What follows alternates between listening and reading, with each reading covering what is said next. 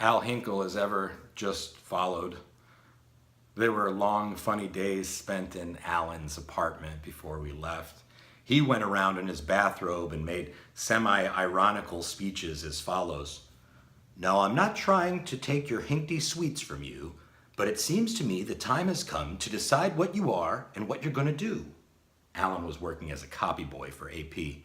"I want to know what all this sitting around the house all day is intended to mean. What all this talk and what do you propose to do? Neil, why did you leave Carolyn and pick up Luann?" No answers. Giggles. "Luann, why are you traveling around the country like this, and what are your womanly intentions concerning the shroud?" Same answer. "Al Hinkle, why did you abandon your new wife in Tucson, and what are you doing here sitting on your big fat ass? Where's your home? What's your job?"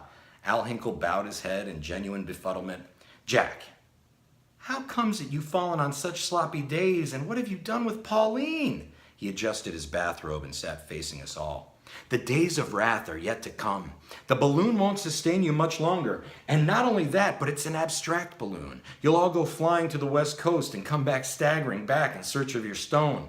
In these days, Alan had developed a tone of voice which he hoped sounded like what he called the voice of the rock.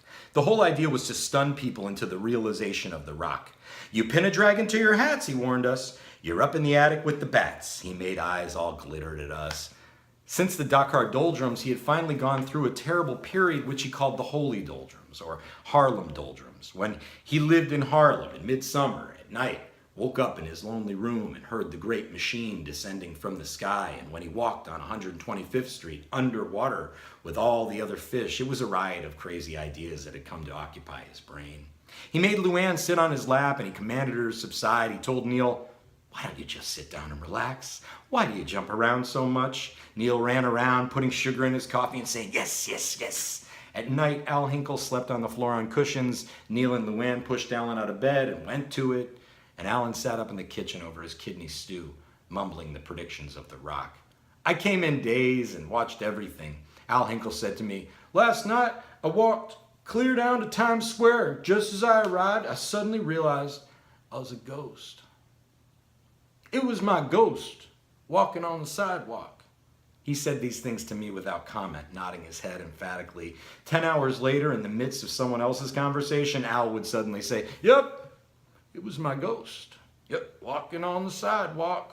Suddenly, Neil leaned to me earnestly and said, "Jack, I have something to ask of you. Very important to me. I wonder how you'll take it. We're buddies, aren't we?" Sure we are, Neil." He almost blushed. Finally, he came out with it. He wanted me to lay Luann. I didn't ask him why, because I knew he wanted to test something in himself and he wanted to see what Luann was like with another man. We were sitting in Ross Bar on 8th Avenue when he proposed the idea. We'd spent an hour walking Times Square looking for Hunky. Ross Bar is the hoodlum bar of Times Square. It changes names every year. You walk in there and you don't see a single girl, even in the booths. Just a great mob of young men dressed in all varieties of hoodlum cloth, from red shirts to zoot suits.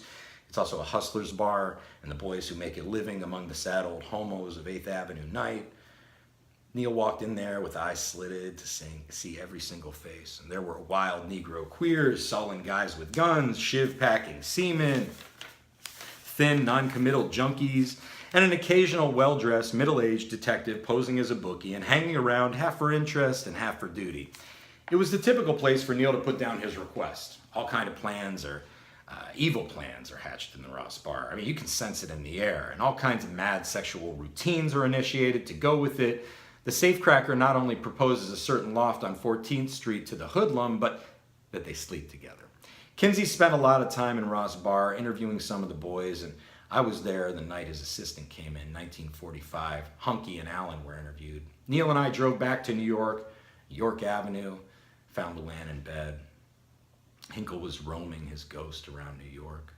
Neil told her what we had decided. She said she was pleased. I wasn't so sure myself. I had to prove that I'd go through with it. The bed was the bed my father had died in. I had given it to Alan a week before. Neil and I had driven it in from the island. My father had been a big man, and the bed sagged in the middle. Luann lay there with Neil and I on both sides of her, poised in the up-jutting mattress ends.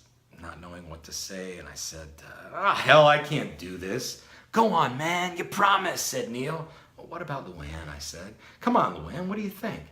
Go ahead, she said. She grabbed me, and I tried to forget Neil was there, and every time I realized he was lying there, stiff as a board, and listening for every sound in the dark, I couldn't make it. I kept rolling off. It was horrible. We all must relax, said Neil. I'm afraid I can't make it.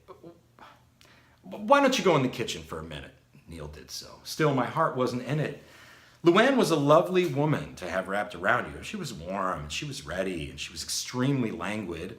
I whispered we would try it again in San Francisco when things were right. It was 3 children of the earth trying to decide something in the night and having all the weight of past centuries ballooning in the dark before them. There was a strange quiet in the apartment. I went, tapped Neil, and told him to go to Luann, and I retired to the couch. I heard them frantically rocking in the bed back and forth. To my amazement, I realized Neil was, shall we say, devouring her. And this was the usual routine with them. Only a guy who spent 5 years in jail can go to such maniacal, helpless extremes, beseeching at the very portals of the womb with a completely physical realization of the sources of life bliss, trying to get back in there once and for all while living and adding to it the living sexual frenzy and rhythm. This is the result of years looking at dirty pictures behind bars, looking at the legs of women in magazines, evaluating the hardness of the steel halls and the softness of the woman who's not there. Jail is where you promise yourself the right to live. And Neil had never seen his mother's face. Every new girl, every new wife, every new child was an addition to his bleak impoverishment. Where was his father? Old bum Neil Cassidy, the barber riding freights, working as a scullion in railroad cook shacks, stumbling down, crashing in Wino Alley nights, expiring on coal piles, dropping his yellowed teeth one by one in the gutters of the West. Neil had every right to die the sweet deaths of complete love of his Luann. Her own father was a cop in L.A. who made many an incestuous hint. She showed me a picture, a little mustache, slick hair, cruel eyes, polished belt, and the gun. I didn't want to interfere. I just wanted to follow. Alan came back at dawn and put on his bathrobe. He wasn't sleeping anymore these days. Ugh, he screamed. He was going out of his mind from the confusion of jam on the floor, pants, dresses thrown hither, cigarette butts, dirty dishes, open books. It was a great forum we were having there. Every day the world groaned to turn, and we were making our appalling studies of the night. Luann was black and blue from a fight with Neil about something, and his face was scratched. It was time to go. We drove to my house, a whole gang of 10, to get my bag and call Bill Burroughs in New Orleans from the phone in the bar where Neil and I had our first talk years ago when he came to my door to learn how to